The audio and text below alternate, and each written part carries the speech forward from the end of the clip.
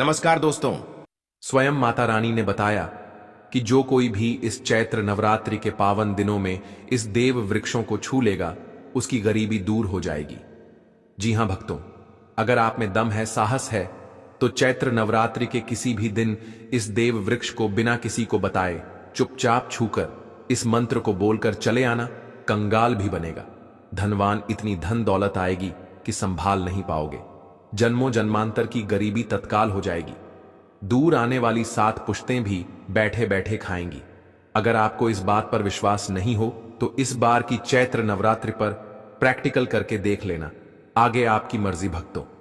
आज के इस वीडियो में हम जिन चमत्कारी देव वृक्षों के बारे में बात करने वाले हैं, उन देव वृक्षों में चैत्र नवरात्रि पर स्वयं धन की देवी माता लक्ष्मी जी का वास होता है और यह वृक्ष आपके घर के आसपास ही बड़ी आसानी से मिल जाएंगे।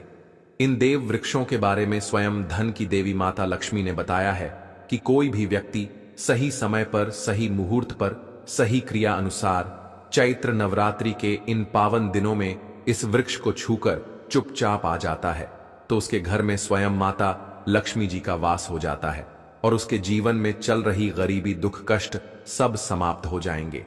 जन्म जन्मांतर की गरीबी तत्काल हो जाएगी। दूर आपका भाग्य 7वें आसमान पर होगा।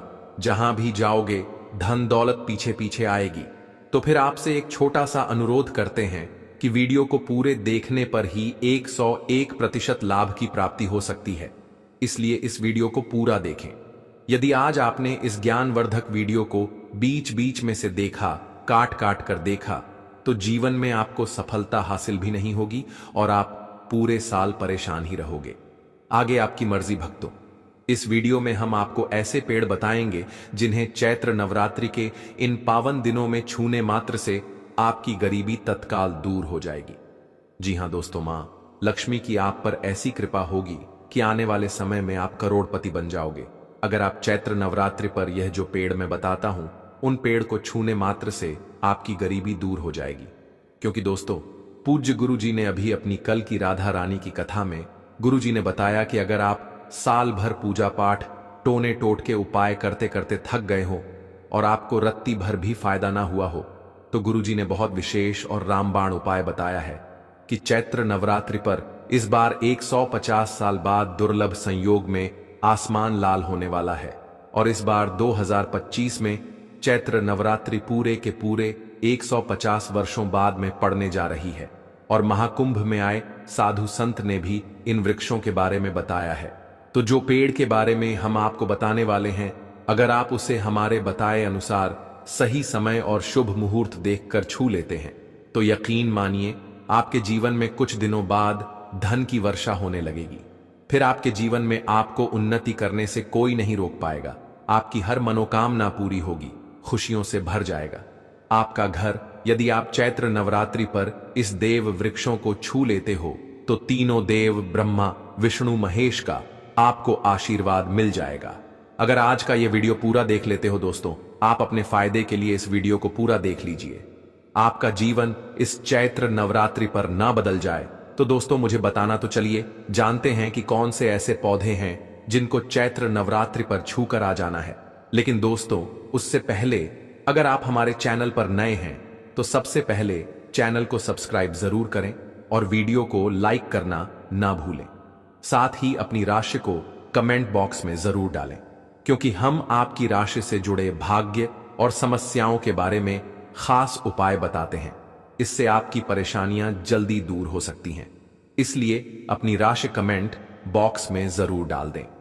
तो चलिए भक्तों, अब हम इस वीडियो पर ज्यादा बकवास ना करते हुए वीडियो को शुरू करते हैं। देखिए दोस्तों, हिंदू संस्कृति में कई तरह के पौराणिक मान्यताओं को महत्व दिया गया है कि कई ऐसे पेड़ पौधे होते हैं जो कि देव वृक्ष कहे गए हैं और काफी शुभ भी माने गए हैं। प्रकृति में मौजूद कई ऐसे पेड़ पौधे होते हैं जो कि हमारे जीवन में चल रही परेशानी को दूर कर देते हैं।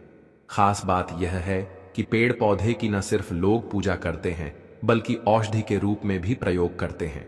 यह कई प्रकार की बड़ी से बड़ी बीमारी को ठीक करते हैं और वेद पुराणों में भी कई प्रकार के पेड़ पौधों का उल्लेख है। भक्तों, यदि आप भी चैत्र नवरात्रि के पावन दिनों में इन वृक्षों को छू लेते हो तो आपको महादेव का ऐसा आशीर्वाद मिलेगा जिससे कि आपके जीवन की समस्त परेशानियां दूर हो जाएंगी। दोस्तों देखिए, बात ऐसी है कि हमारा काम तो है सलाह देने का, हम तो केवल सलाह ही दे सकते हैं। अब आप इसको मानो या ना मानो आपकी मर्जी, लेकिन भक्तों एक बात जरूर कहेंगे कि अगर मान लोगे तो आपका बेड़ा पार हो जाएगा। भक्तों, ज्योतिष मान्यताओं के अनुसार गुरुजी ने कहा है कि इस चैत्र नवरात्रि पर स्वयं दुर्गा माता इस चमत्कारी पौधे पर विराजमान रहेंगी, जिसकी बात आगे हम इस वीडियो में करने वाले हैं।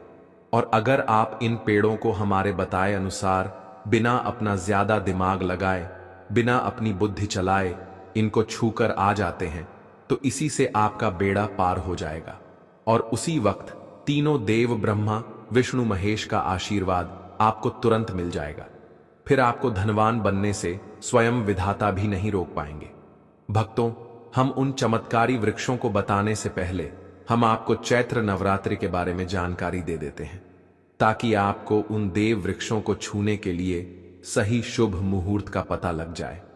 आइए जानते हैं। जैसा कि आप सभी जानते हैं कि चैत्र नवरात्रि की शुरुआत 30 मार्च से हो चुकी है और इसका समापन 6 अप्रैल को होगा। इसी दिन कन्या पूजन भी किया जाएगा और इसी दिन नवरात्रि का समापन होगा। इस बार नवरात्रि के 8 दिनों में 31 मार्च को 2 व्रत एक साथ पड़ रहे हैं, यानी कि मां ब्रह्मचारिणी और मां चंद्रघंटा की पूजा एक ही दिन होगी। ऐसे में यह नवरात्रि 8 दिन की होगी। मित्रों, चैत्र नवरात्रि में इस बार दुर्गा माता हाथी पर सवार होकर पृथ्वी लोक पर पधार चुकी है। हमारे हिंदू सनातन शास्त्रों में वर्णित है तथा मान्यताओं के अनुसार अगर नवरात्रि पर यदि माता दुर्गा का आगमन उनके वाहन सिंह पर नहीं बल्कि हाथी पर होगा, तो मान्यता है कि माता दुर्गा का हाथी पर सवार होकर आना बहुत ही शुभ और कल्याणकारी होता है। जीवन सुखमय हो जाता है, भक्ति का भरपूर लाभ भक्त जनों को मिलता है, आत्मा को सुकून मिलता है, दुर्गा मां भरपूर आशीर्वाद देती है। चलिए अब हम आपका ज्यादा समय बर्बाद ना करते हुए बताते हैं कि कौन कौन से पेड़ पौधे को छूना चाहिए। दोस्तों, हमारे हिंदू धर्म में दुर्गा माता के अनेक स्वरूप कहे गए हैं, जिसमें वृक्षों को भीमा देवी के स्वरूप कहा जाता है। तो आज मैं आप लोगों को ऐसे वृक्ष के बारे में बताऊंगा जिनको चैत्र नवरात्रि के पावन दिनों में छूना बेहद शुभकारी बताया गया है। चैत्र नवरात्रि में इनको छूने मात्र से शत्रु दोष, कर्ज दोष, गरीबी दोष सब समाप्त होते हैं। चैत्र नवरात्रि का दिन माता रानी को प्रसन्न करने के लिए सबसे अच्छा समय माना जाता है। और चैत्र नवरात्रि के पावन पर्व में कुछ ऐसे वृक्ष हैं जो कि देव वृक्ष कहे गए हैं, देवी वृक्ष कहे गए हैं। यह देवी के स्वरूप होते हैं, माता काली के स्वरूप होते हैं। और हमारे धर्म में पेड़ पौधे को देवी देवता मान करके हम इनकी पूजा करते हैं और हमें पूजा भी जरूर करनी चाहिए। विज्ञान भी कहता है पेड़ पौधे मनुष्यों को फ्री में प्राण वायु प्रदान करते हैं और पेड़ पौधे हमें ऑक्सीजन देते हैं और हमारे जो कार्बन डाइऑक्साइड होता है उसे ग्रहण करके सभी प्रकार की जितनी भी नकारात्मक चीजें होती हैं उसे अपने अंदर में स्वयं सोख लेता है और हमें ताजगी प्रदान करता है। और चैत्र नवरात्रि के समय में कुछ ऐसे पेड़ पौधे हमारे धर्म शास्त्र में कहे गए हैं जिनको छूने मात्र से व्यक्ति के बंद किस्मत के ताले खुल जाते हैं, व्यक्ति का सौभाग्य चमक जाता है। हमारे शास्त्रों में पेड़ पौधों को बहुत ही गुणकारी कहा जाता है क्योंकि इनमें साक्षात देवताओं का वास होता है। अनेक बीमारियों का उपचार पेड़ पौधों में ही छुपा है। पेड़ पौधों में कई जड़ी बूटियां पाई जाती हैं और भगवान श्री कृष्ण ने गीता में स्वयं कहा है कि वृक्षों में मैं पीपल का वृक्ष हूं। पीपल के वृक्ष को वृक्षों का राजा कहा जाता है क्योंकि पीपल वृक्ष की जो आयु होती है सबसे ज्यादा होती है, सबसे अत्यधिक होती है। पीपल वृक्ष सर्वशक्तिमान होता है, पूजा पाठ में अत्यधिक इसका महत्व होता है। तो चलिए आज मैं आप लोगों को चैत्र नवरात्रों में छुए जाने वाले वृक्ष के बारे में बताऊंगा। तो कमेंट में जय माता रानी अवश्य लिख दीजिए, क्योंकि जब माता रानी का नाम लिखा या बोला जाता है तो माता दुर्गा उस व्यक्ति से बहुत ही जल्दी प्रसन्न हो जाती है। दोस्तों, हमारे धर्मशास्त्र में अनेक ऐसे वृक्ष हैं जिन्हें कल्याणकारी और मंगलकारी माना गया है। यह वृक्ष केवल पर्यावरण के लिए नहीं बल्कि हमारे जीवन के लिए भी बेहद महत्वपूर्ण होते हैं। खासकर अगर आप इन वृक्षों को छूते हैं तो आपकी सारी परेशानियां, कष्ट, दुख और तकलीफें खत्म हो जाती हैं। चैत्र नवरात्रि पर इन वृक्षों का असर कई गुना बढ़ जाता है। इस दिन शक्ति धरती लोक में आ जाती है और इस दिन हर वस्तु में प्राण और चेतना का संचार होता है। जब यह शक्ति पूरे ब्रह्मांड में फैली होती है तो जितने भी पेड़ पौधे, जीव जंतु और चलाचल वस्तुएं हैं, सब में शक्ति जागृत हो जाती है। इस विशेष समय में अगर आप देवी स्वरूप कहे गए पेड़ पौधों को जाकर छू लेते हैं तो आपके जीवन के सारे दुख, कष्ट, रोग और परेशानियां समाप्त हो जाती हैं। खासकर काल सर्प दोष, मंगल दोष, शनि दोष और राहु दोष जैसी समस्याएं तत्काल अपना असर छोड़ देती हैं और पूरी तरह समाप्त हो जाती हैं। भक्तों, आज मैं आपको 4 से 6 देव वृक्षों के बारे में बताने जा रहा हूं, जिन्हें हमारे धर्मशास्त्र में बहुत महत्वपूर्ण माना गया है। ये चारों वृक्ष आपके जीवन में सुख, समृद्धि और खुशहाली लाने के लिए बेहद प्रभावशाली होते हैं। इसलिए इस वीडियो को ध्यान से देखना, क्योंकि अगर आपने इसे बीच बीच से काट कर देखा तो बाद में आपको पछताना पड़ सकता है।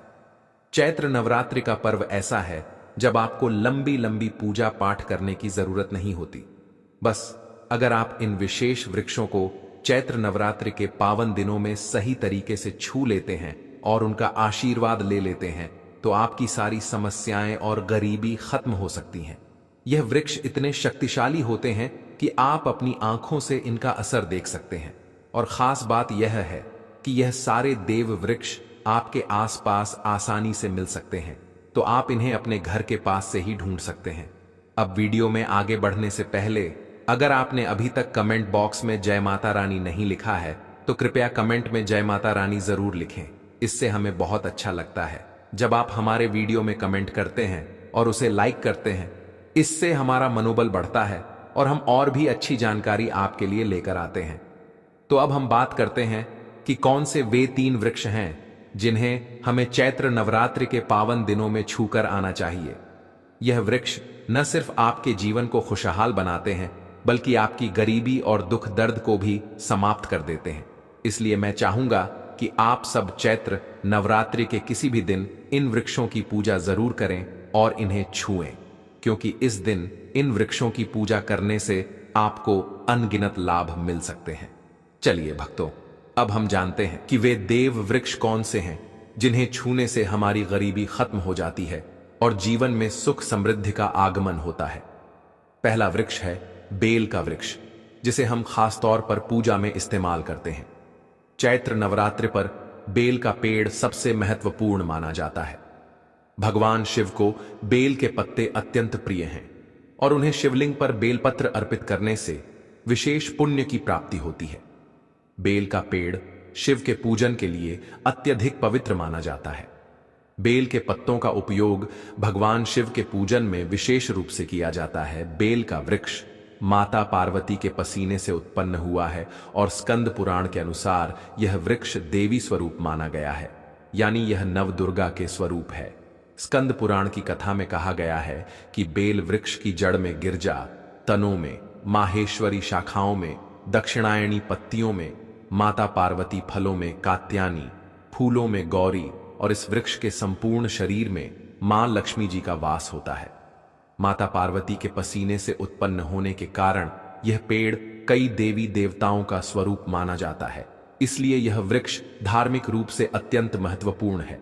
अगर आप चैत्र नवरात्रि के किसी भी दिन संध्या काल में शिव मंदिर या नवदुर्गा मंदिर के पास बेल के वृक्ष के नीचे घी का दीपक जलाते हैं तो व्यक्ति धनवान, गुणवान और पराक्रमी बनता है। इस पेड़ के स्पर्श से व्यक्ति के सभी मनोरथ पूरे होते हैं। इस पेड़ को छूने से पहले आपको एक खास मंत्र भी बोलना चाहिए। वह मंत्र है दर्शनम बिल्व वृक्षस्य स्पर्शनम पापनाशनम अघोर पाप संहारम एक बिल्वम शिवार्पणम। मतलब इस मंत्र का अर्थ है कि बेल वृक्ष का दर्शन और स्पर्श करने मात्र से सभी पाप समाप्त हो जाते हैं और शिव को चढ़ाया गया एक बेल पत्र अघोर पापों का नाश करता है। तो चैत्र नवरात्रि के इन पावन दिनों में इस बेल के वृक्ष को छूकर अपनी मनोकामना बोलिए और फिर चुपचाप आकर वापस आ जाइए। आपके सभी कष्ट, दुख और पाप समाप्त हो जाएंगे और आप धन, सुख और समृद्धि प्राप्त करेंगे। दोस्तों, अब मैं आपको दूसरे पौधे के बारे में बताता हूं जो भी बहुत ही महत्वपूर्ण है, यह पौधा है शमी का वृक्ष। शमी के वृक्ष को हमारे धर्मशास्त्र में जगदम्बा के स्वरूप के रूप में पूजा जाता है। यह स्वयं मां जगदम्बा का स्वरूप है और इस पर मां जगदम्बा साक्षात विराजमान रहती हैं। अगर आप चैत्र नवरात्रि के दिनों में संध्या काल में शमी के वृक्ष के नीचे धूप और दीपक जलाते हैं तो आपकी सारी परेशानियां और कष्ट दूर हो जाते हैं। इसके अलावा शमी की जड़ में सिंदूर डालने से व्यक्ति को अच्छे स्वास्थ्य की प्राप्ति होती है। जो लोग लंबे समय से बीमार हैं उनके लिए यह एक बहुत अच्छा उपाय है। यदि आपके घर में कोई सदस्य लंबे समय से बीमार पड़ा है तो आप उस व्यक्ति के शरीर से 7 बार सिंदूर उतारकर शमी की जड़ में डाल सकते हैं। इससे उनके रोग जल्दी ठीक हो जाएंगे। इसके अलावा यदि आप बीमारी से बचना चाहते हैं और निरोग रहना चाहते हैं तो शमी की जड़ में सिंदूर डालने से यह आपका रोग नाश कर सकता है। आपको चैत्र नवरात्रि पर शमी के वृक्ष को छूकर अपनी मनोकामना बोलनी है। जब आप इसे करेंगे तो आप देखेंगे कि आपकी मनोकामना पूरी हो जाएगी और आपकी दरिद्रता समाप्त हो जाएगी। इस दिन शमी के वृक्ष के प्रभाव से आपको अपार लाभ मिल सकता है। तो इस चैत्र नवरात्रि पर शमी के वृक्ष का आशीर्वाद लेकर अपने जीवन में खुशहाली और समृद्धि लाएं दोस्तों।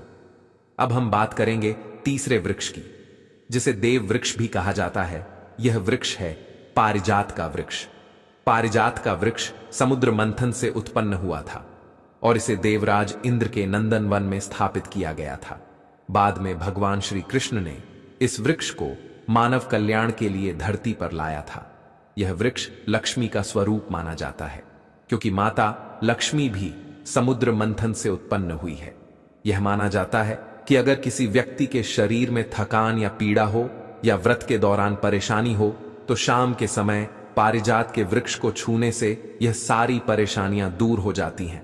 आप चैत्र नवरात्रि पर जब भी समय मिले इस वृक्ष को छू सकते हैं और विशेष लाभ प्राप्त कर सकते हैं।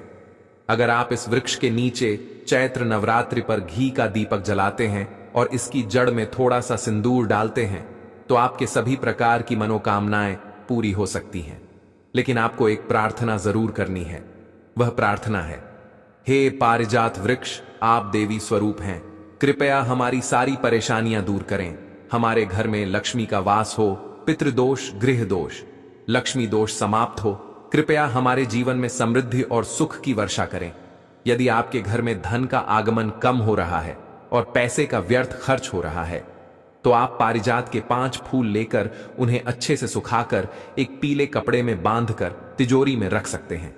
यह उपाय मंगलवार के दिन या चैत्र नवरात्रि पर जरूर करें। इससे आपके घर में धन की वर्षा होगी और आर्थिक स्थिति बेहतर होगी। तो अगर आप जल्दी धनवान बनना चाहते हैं या आपकी कोई अधूरी कामना है तो इन 3 वृक्षों के बारे में बताए गए उपाय जरूर करें। खासकर यदि आप तीनों वृक्षों को छूते हैं तो आपकी मनोकामनाएं पूरी होने से कोई भी शक्ति आपके रास्ते में नहीं आ पाएगी। चैत्र नवरात्रि पर इन उपायों को जरूर करें। यह उपाय आपके जीवन को संवार सकते हैं, आपके कष्ट दूर कर सकते हैं और आपकी किस्मत को चमका सकते हैं। भक्तों, अब अगले वृक्षों को बताने से पहले आपसे एक छोटी सी रिक्वेस्ट है। अगर आप हमारे चैनल पर नए हैं तो कृपया चैनल को सब्सक्राइब करें, वीडियो को लाइक करें और अपनी राशि हमें कमेंट बॉक्स में बताएं। हम आपकी राशि से जुड़ी समस्याओं और उपायों के बारे में भी बताते हैं, जिससे आपका भाग्य और भी चमक उठेगा। तो जल्दी से अपनी राशि कमेंट बॉक्स में डालें और अपने भाग्य को जागृत करें। भक्तों, अब अगला पेड़ है जिसे आपको चैत्र नवरात्रि पर छूकर आना है, वह है पीपल का पेड़। पीपल का पेड़ हिंदू धर्म में बहुत ही पवित्र और शुभ माना जाता है। इसे विशेष रूप से भगवान शिव और विष्णु दोनों से जोड़ा जाता है। पीपल के पेड़ का पूजा करने से पापों का नाश होता है और पुण्य की प्राप्ति होती है। चैत्र नवरात्रि पर पीपल के पेड़ के नीचे बैठकर ध्यान करें और वहां सफाई रखें। पीपल के नीचे दीपक लगाना और पूजा करना विशेष रूप से लाभकारी माना जाता है। भक्तों, अब अगला देव वृक्ष है जिसे आपको चैत्र नवरात्रि पर छूकर आना है, वह है वट वृक्ष। वट वृक्ष हिंदू धर्म में विशेष रूप से महिलाओं के लिए महत्वपूर्ण है। यह पेड़ समृद्धि, सुख और आशीर्वाद का प्रतीक माना जाता है। वट वृक्ष को अक्सर भगवान शिव और पार्वती की संयुक्त पूजा से जोड़ा जाता है। चैत्र नवरात्रि पर इस वृक्ष के पास जाना और उसकी पूजा करना बेहद शुभ होता है। वट वृक्ष के नीचे दीपक लगाकर पूजा करें। वट वृक्ष के चारों ओर परिक्रमा करना बहुत शुभ होता है। चलिए भक्तों, अब हम जानते हैं कि चैत्र नवरात्रि पर ऐसे कौन से कार्य हैं जिन्हें भूलकर भी नहीं करना चाहिए, वरना आपके साथ कुछ भी हो सकता है। घर में गरीबी आ सकती है और कंगाली छा सकती है। चलिए जानते हैं पहली गलती के बारे में, जिसे कि हमें चैत्र नवरात्रि पर नहीं करना चाहिए। हमारे धर्मशास्त्र में स्पष्ट लिखा हुआ है कि चैत्र नवरात्रि का दिन स्वयं माता रानी का दिन होता है। ऐसे में यदि कोई भी व्यक्ति गलती से भी मांस मदिरा का प्रयोग करता है तो व्यक्ति 7 जन्मों तक वंशहीन हो जाता है और ऐसे लोग आकस्मिक दुर्घटना के शिकार हो भी सकते हैं। इसीलिए चैत्र नवरात्रि पर महिलाएं एवं पुरुष घर में तामसिक चीजों का प्रयोग ना करें और ना ही अपने घर के किसी भी सदस्य को करने दें। दोस्तों, अगली बात, चैत्र नवरात्रि पर किसी महिला या कन्या का अपमान ना करें। वैसे तो स्त्री का अपमान केवल एक दिन ही नहीं बल्कि कभी भी नहीं करना चाहिए। माता लक्ष्मी को स्त्री का स्वरूप माना जाता है। ऐसे में अगर आप चैत्र नवरात्रि के दिन किसी स्त्री को अपमानित करते हैं तो ऐसा करने से माता लक्ष्मी का अपमान माना जाता है। जिन घरों में महिला का सम्मान नहीं किया जाता है वहां माता लक्ष्मी कभी नहीं आती है। इसलिए चैत्र नवरात्रि पर पत्नी को भूलकर भी एक दूसरे से लड़ाई नहीं करनी चाहिए। माना जाता है कि इस मतभेद से बड़ी परेशानी पैदा हो जाती है। चैत्र नवरात्रि पर ऐसा कोई भी काम ना करें जिससे दांपत्य जीवन में परेशानी आ जाए। चैत्र नवरात्रि के पावन दिनों में मांसाहार भूलकर भी नहीं करना चाहिए। इसके अलावा इस दिन अल्कोहल पीने से भी बचना चाहिए। अगर संभव हो तो चैत्र नवरात्रि पर पूर्ण सात्विक भोजन करें। इस दिन मांस मदिरा का सेवन करने से घर में अशांति आती है और माता रानी नाराज हो जाती हैं और ऐसे घरों को छोड़कर चली जाती हैं। दूसरी बात, भक्तों, चैत्र नवरात्रि पर काले कपड़े नहीं पहनने चाहिए।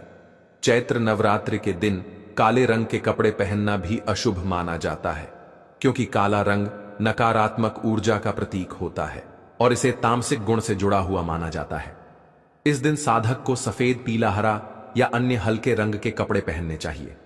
भक्तों, तीसरी बात, भक्तों, चैत्र नवरात्रि पर बाल और नाखून काटने से बचें। चैत्र नवरात्रि पर बाल और नाखून काटना भी अशुभ माना जाता है। यह दिन पवित्रता और तपस्या का होता है और शरीर को अपवित्र करना इस दिन के उद्देश्य के विपरीत है। धर्मशास्त्र के अनुसार इस दिन शरीर के किसी भी अंग की सफाई या कटाई से बचना चाहिए।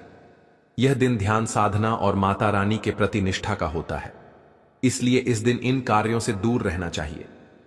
चैत्र नवरात्रि के दौरान शादीशुदा महिलाओं को या किसी भी महिला को एकदम सफेद रंग के कपड़े पहनकर पूजा पाठ नहीं करना चाहिए। साथ ही साथ एकदम काले रंग के कपड़े भी नहीं पहनना चाहिए। इससे पूजा, व्रत आदि खंडित हो जाती है, क्योंकि रंग को शोक का प्रतीक माना गया है। भक्तों, माता की चौकी जब आप लगाएं तो उसके नीचे कागज नहीं लगाना चाहिए।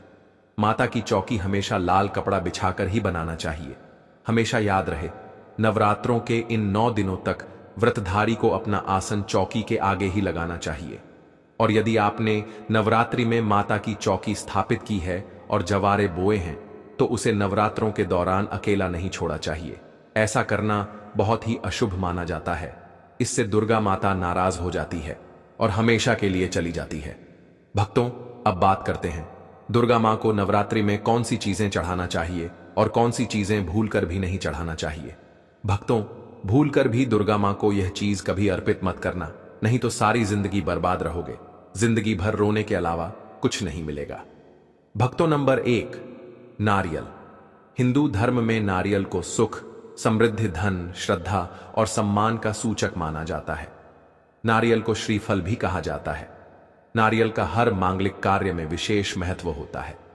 भक्तों, जैसे कि हम सभी जानते हैं कि दुर्गा मां के कई मंदिरों में नारियल से बलि भी दी जाती है और दुर्गा मां के पूजन में नारियल का इस्तेमाल हम सभी करते हैं।